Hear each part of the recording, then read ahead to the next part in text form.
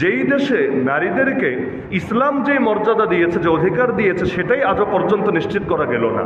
ইসলাম যে 1/3 দিয়েছে নারীর জন্য, 1/3 যে দিয়েছে, লিযাকারি মিসলু হাযিল উনসায়াইন, কয়টা পরিবারের নারীরা আজও পর্যন্ত এটা পেয়েছে? তো যেটা দিয়েছে ওইটাই দেওয়ার মতো নিশ্চয়তা সমাজের মধ্যে প্রতিষ্ঠা করতে পারলো না, উল্টো এখন দাবি করা হচ্ছে আরও বাড়িয়ে দেওয়া হবে। বাংলাদেশে অনেক সময় এমন হয়।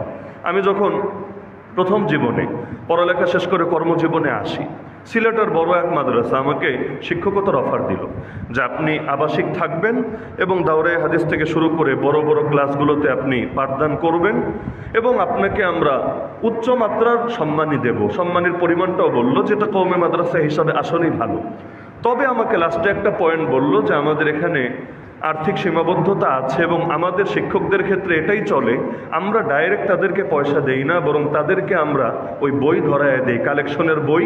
তারা নিজেরাই কালেকশন করে সেখান থেকে নিজের বেতন রেখে দেয়। অর্থাৎ স্বাবলম্বী হবে, একদিকে পড়াবেনও, আরেকদিকে নিজেরটা কালেকশন করে নিজের বেতনের ব্যবস্থা নিজে করবেন। আমি বললাম আমার দ্বারা কালেকশন করা কোশ্চিনকালেও সম্ভব না, তো বেতনের পরিমাণ এত ধরে কী লাভ যদি সেটা বাকি পড়ে এবং কালেকশন নিজে না করলে 1 বছর 1.5 বছর পর্যন্ত জমা থাকে। আমাকে বললো হ্যাঁ, কালেকশন না করলেও পাবেন না এমন না, হয়তো 12 মাস 18 মাস 24 মাস একসাথে দেওয়া হবে, জমতে থাকবে একসাথে ক্লিয়ার হবে। তো এখন বাংলাদেশে হয়েছে এমন হালত, নারীদেরকে আরও পরিমাণ বাড়ানো হবে, ভালো কথা, কিন্তু এটা যাতে পায় ওই রকম কোনো ফিকিরি করা হবে না, বরঞ্চ তারা বঞ্চিতই থাকবে। তো ফিগার বাড়িয়ে কী লাভ যদি সেটা প্রাপ্তির নিশ্চয়তা না থাকে?